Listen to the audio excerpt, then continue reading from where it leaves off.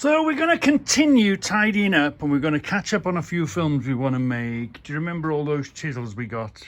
I mean, the trouble is, the stuff comes in faster than I can clean it and put it away. So remember those whole load of chisels we had? We'll grind all them up, clean them, put them away. That's the end of that. We'll do a few of these as well. Clean them up, look for a few names. We're going to do a film for Shaun in Wales about the broad arrow, the King Dick that came in with the arrow and the date, and we'll have a look at those. Most of the broad arrow stuff and the different names that go along with it came out of this cupboard, out of that collection. We picked up a footprint, so we'll clean a footprint up. If we've got time, we'll have a look at the footprints. Nash Rathbone and the King Dicks. Nash Rathbone's done a fantastic film on dating them, on the markings and all that. So yeah, that's that. We might have time to do that. We must make a film for Scoutcrafter because he picked up a tap and die set. So we've got a box hiding away there. We've got a box of taps and dies hiding there, and we've got a box of taps and dies hiding here. Yeah, and just because we haven't seen taps and dies in a while, they're all still here waiting.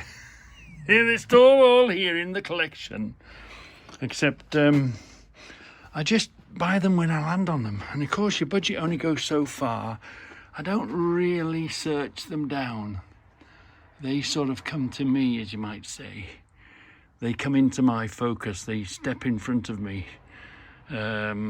So, yeah, they're quiet, but it ebbs and flows. And of course, it's up your budget. It's not that I go on the internet and search for them all the time. But if they get in front of me and they step out in front of me, I have them. Yeah, so, So they're still here, the taps and dies. I'm seriously running out of space. Seriously running out of space. And we're going to catch up, aren't we? We're going to do another 2 tools out of here. We're going to do the King Dick and that Burton adjustable spanner. We'll do that. And then hopefully we'll try and make space and try and get tidy in here. We'll have to measure the big calipers. We'll have to measure how big the calipers are. We had a set there, didn't we? Have we not got a bigger set? Hold on. Have we got a bigger set around here? I thought we did. We'll measure them to see if they're the same size as Scoutcrafters. And undo a nut, because I didn't realise these came undone. So we'll attempt to free off, because one of these are really tight. But anyway, let's crack on, shall we? Let's crack on. Oh, Debbie's back. I could hear Charlie barking. Debbie's back. She's been to get her hair done. Yeah. So that's a good thing, see. Oh, and there's a van waiting to go in the field. You see the top of that van? Look, there's a van there. And Debbie's here. She hasn't got in the car yet. And out the car yet, because the ring would have told me. I don't know what she's doing. Possibly on the phone. So the good thing is you can be in your workshop in the bottom of the garden, and when you've got your cameras connected you can see everything. So come on, let's carry on. So we heard activity down the back there, didn't we? Near the back gate. Now we can see. Oh, what is that van? Hi honey, I'm home. Oh, the ring didn't catch you. Yeah, I see. We can see that van. Yeah? I'm just watching the van. You alright? Got your hair done? Ooh! Who do you want us to beat up? Who should we go and get your money back? Shh! I've got a fringe, have you noticed? I look a little bit different. Yeah. Nice? Yeah. Huh? Yeah. Lovely. What are you watching? A van. What's We've that? missed it now. Is it gone? Yeah, we've missed him now. The van's gone. Anyway, at least good thing is we know it's gone. I think for this job we'll just look at And we'll just have a look, see. This is the one that came in part of the new edition of the set, didn't it? It said King Dick. It had the broad arrow and it said war finished. You see that? It said war finish on it. No date. No date on it. Because generally, when you look at stuff with a broad arrow on it, it has a date on it. Broad arrow and a date. 1953. You see, we might. Now, do you see? There's two on that one.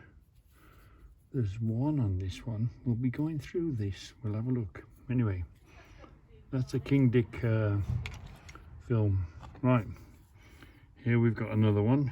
You see the broad arrow? Yeah, 1944. Richard Sheffield. Tent. Well hammered. So this was last minute. Didn't know until I cleaned it and then cleaned it again, and we found this, didn't we? Look, it's just got the broad arrow on it. 1944 WSS. See the broad arrow, 1944. We nearly picked up a piece of some of these, didn't we? But they were, if you remember, the bit was broken off it. Remember? Yeah, and these are made in Birmingham. Birmingham, BHM. BHM means Birmingham. Birmingham, England. Yeah. In Witton.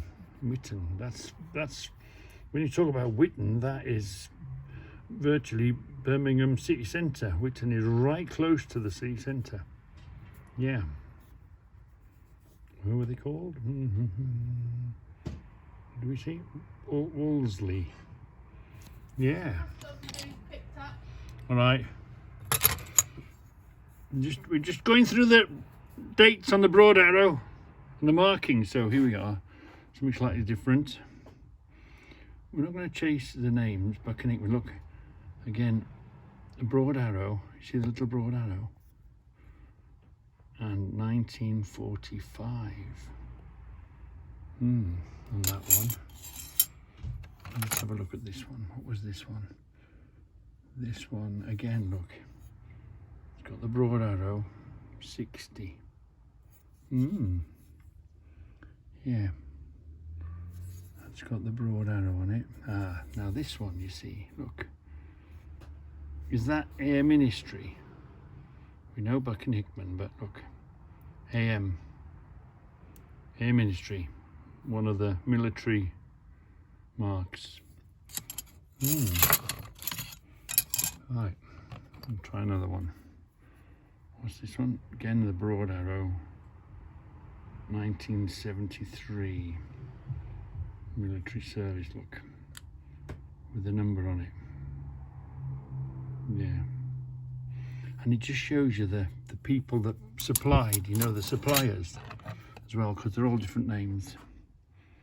This one again, the broad arrow, 1961.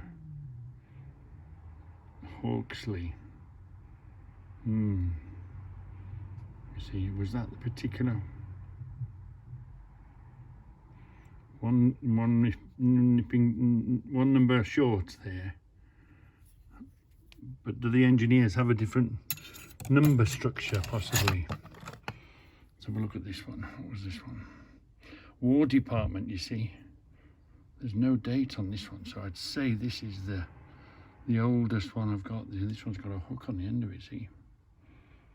It's, I don't know, is that measuring around the rim of something? Or has somebody put that hook there, made that, because they wanted to do a particular job? But again, War Department and the broad arrow. So, at a guess, probably that's the oldest one. Yeah. We saw this, we weren't sure. Does that look like something like the Crown L? Some department, I'm not sure. Could be a maker's mark, Crown. That's the only thing we found on there. Anyway, do you remember this coming in the set? Was it this one or was it the other one? I can't even remember now. So Burston, and if you turn it over, look, it's got British patent. That's the one that came in, but I already had this one. And this one's the same. Burston, 1932, 6th of the 1st, 1932, 26th of the British patent, and the number. What's on that side? And this one says Chas Richards and Son Limited, Darlaston, which is right on our doorstep.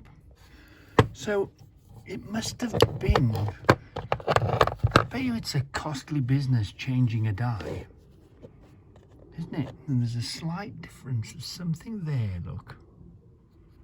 And yet there's something there. What is that? What was that? What was the idea of that? Maybe there was a fault on the die, or they were working on the die and they decided they had this and they thought, scrap that, turn it into one of them. Who knows? But you know, there's been a die maker has changed. This is probably a stamp, isn't it? This has been brought down on very heavily. It was a bar or whatever, and they put it in the machine, bang. There would have been several processes, several bangs to get it to this. But nevertheless, just to change these two must have cost something. Yeah. So which is the younger one? Which is the older one? Is there a first version and a second version? They look very much the same, and we're very lucky. We're very lucky because the spring is still there, look. The spring. So the spring still exists behind the both of them. So, and it's nice to collect tools made in your area. You know, the Black Country, they call it the Black Country because it was the smoke off the factories. Was a huge, the Midlands, you know. Birmingham was one of the main hubs. There was Sheffield for all the steel and all that. And there was other places did other things, but Birmingham made quite a lot of stuff. I mean, that's why I collect my taps and dies, Thomas Chatwin stuff. I'd like to, it's even better finding stuff closer to you. Who do the pliers? In Cannock, can't remember. But yeah, anyway, so that's that done. So let's move on to Scoutcrafter's film about the taps and dies. So this little footprint came up lovely, didn't it? It was quite rusty, you see. I was quite pleased with that. That was a little bit of a bonus. Footprint punch. Now we're going to put this. We've got a few King Dicks here. Well, King Dicks and maybe copies of King Dicks, unstamped King Dicks, or somebody's cleaned them up previously, wiped out the name. I don't know. We'll have a close look at that. This is where I keep. This used to be my Buck and Hickman box, but it's now become my footprint and King Dick box. So a bit of snap-on in there, and a bit of cuteness and gruffies in there. Yeah, so we'll have a look at that box, see what we've got, try and date these stuffs, what's earliest, what's latest. Same as a footprint. The only other footprint thing I've got in my mind, I've got another footprint, something somewhere.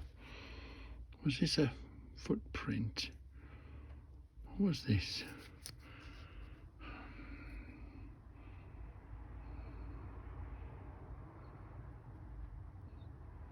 Come on, focus. Hold on, wait a minute, change hands, try again. Right, put it right in front of the lights. What did this say? What did this say? I know I've got something odd somewhere. Footprint. Do you see that? Can you see that footprint now? There we are. This is the oddest thing. The oddest footprint. See, it says footprint there. Footprint, yeah. 6 to 7.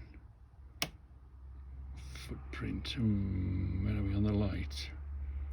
Where are we on the... Did you see it? We nearly saw it, didn't we? There we are. Footprint. This is my rarest footprint thing, whatever it is. I don't even know what it is.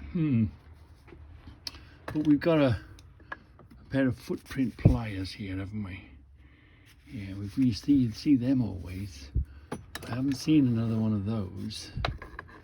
And whilst I'm thinking footprint, we picked up, didn't we? Oh, we picked up, where did we pick up? We picked up this because it had footprint on it. I have seen these around, so they're rare, but they're not mega rare. So that's about whatever's in that box, footprints. But I think that's the rarest footprint thing that I've got, is this. What is it? What is it? What the hell is that? Anyway, yeah, so we will do that. We'll do a film of King Dick and footprint and all that sort of a thing. Because we're all chasing names. We're all looking for names of tools, aren't we, all the time? I'm not going to bore you with all the gory details. We've got this to clean up. We know we can do that easy. That's terrible. That's terrible. We're going to clean up all the ends, put a wire brush on them, see if we can find a name, see if something interesting throws itself up. But I'm just going to do it before I clean them all up and an after I've cleaned them all up.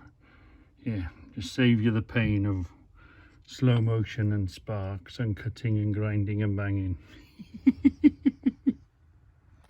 So, okay, I know I said I wasn't going to bore you to death with the bleeding obvious, but I put it on the anvil and hit it with a hammer. I thought they would just sort of knock off, but they didn't do that. So what's the most efficient way of getting that off? Do I just cut the end off? Sure, get rid of it. Do I put it on the grindstone, which I will do anyway? It'll have to go on the grindstone to trim it up. Or shall I just get a, little 4.5 inch grinding or cutting disc and cut it? It's hardly worth the time and the effort and the electric, but you're not going to have this in your toolbox like this, are you? So, what do you think is the most efficient way that we can clean this up without using all of our supplies, or excessively using more of the supplies that we've got? Make it last. You don't want to burn a whole disc on it, do you? But I think, cut across there, cut across there, cut across there, sort of thing, might be the most efficient way of just getting rid of all of that. But it's the worst one I've seen in a very long time. Yeah, really shouldn't allow this to happen on any of your tools. Yeah. So I ended up doing it this way, just cutting it with a cutting blade from the top. It's the least distance to cut through, because you try and, I've done it before, put them on the grindstone and try and grind your way through this to get to there. You're as well off just cutting it, because we've got to start, as shortages kick in and you've got stuff, you can't get that anymore, as stuff starts disappearing off the shelves, we've got to start being more efficient with the amount of equipment we've got, and we've got to make it last. For instance now, okay, at the moment I've got plenty of discs, but if the situation came where the disc came to an end, how are you going to make them last? As long as you can make them last. Yeah. So, what do we do? What do we pay for it? 50p? Do we even pay a quid for it? We got a handful of them, didn't we? For a fiver. And we've made it safe. We've cleaned it up. It looks worthy enough to put in your toolbox or in your tool storage, so you can call on it whenever you want. And I've got a rag that I use. It's covered in beeswax stuff, and I just wipe it all down with this. Get a bit of wax, put it all over it, and that now will go in the cupboard unused for 10 years or more. But should we need it, it's there. It looks quite tidy in your tool storage facility, however it might be. It's protected from the dreaded patina, isn't it? And yeah, it's in the toolbox, ready to be used. Come out to duty whenever you want. Cover it a bit of beeswax. That's it. Good. For the sake of a bit of time on the grinder, on the grinding wheel and the wire wheel, and cheap out the car boot. Yeah, lovely. All we've got to do now is do the rest. Oh, it's me again. We found our first name. Moorite, Sheffield, England. Blimey. Ooh, that's interesting. Yeah, look, we found ourselves a name, Sykes. Why am I thinking Sykes Pickavant? Sykes, S-Y-K-S, Sykes, British made. Number, is that an O in the bottom? Number 344? I wonder. Talking about wondering, you wondered what happened to this one.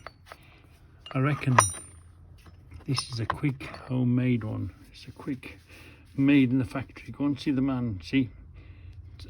At first I thought it was made with hammer blows, but that's under like you know, these hammers, boom, boom, boom, boom, boom, aren't they? Look. So he warmed it up. He smacked it under the thing for him. He's warmed up the bar, spread a bit, so he banged it down with his hammer, and he brought it back in a bit. That's a mate making a tool for a workmate, I reckon. Get this bar, warm the end up, stick it under the bang, bang, bang machine. Look, see the edge of it there, bang. What do you think? That's made with a hammer. Made with like a mechanical hammer, I would like to say. It's not a hand hammer, is it? It's a machine. Bang, bang, bang. One of those in a foundry somewhere. Wasn't made very well. The end was snapped off. I've just cleaned it up for now. I've just cleaned it up. But onwards and upwards. So this one says raw plug. Made in England. It's all right. We're looking at names on tools, cleaning them up. We're having a spot of lunch, are we? I've just put some warm bread in the oven. Warm bread, yeah. Hello. Cheese. Oh, right. Then off for lunch. Raw plug, number 14. Jim from Huntle Restorations on his new channel. I thought this fits in a machine, or does that knock out with a drift? What is that? Raw plug. But does that knock out there? Look, does it? Is that meant to come out, or is that part of sits in the machine, or I don't know. All it says is raw plug. Raw plug number 14. And this one asked a question. This one says, warning, wear safety goggles. That number on there, fancy pattern on the end. Well, I haven't got safety goggles, but I've got safety glasses on. So we're nearly there. I've got my gloves on, and I've got my tabard thing here, my Scout Crafter inspired keep clean. Now look at this. Wow. Again, this is homemade or made by a bar, made by a mate in a factory or something, because look, definitely a sea and something, isn't it? This is off something else. This has been repurposed. This has sea and something. This bar was longer with a bigger name. Yeah, the tip's broken off it. I'd say, yeah, it's got to be the tip's broken off it. And again, it was just put in the warmth to go red and then hammered into shape. Look, did he miss there? That's why that went round. Don't know. Look, but lots of repurposed tools made from other tools. Sea and who? Come on. Sea and somebody, this one. That's why I love picking up and cleaning rusty tools. Anyway, we've got that far. We're going to go for a bite of lunch.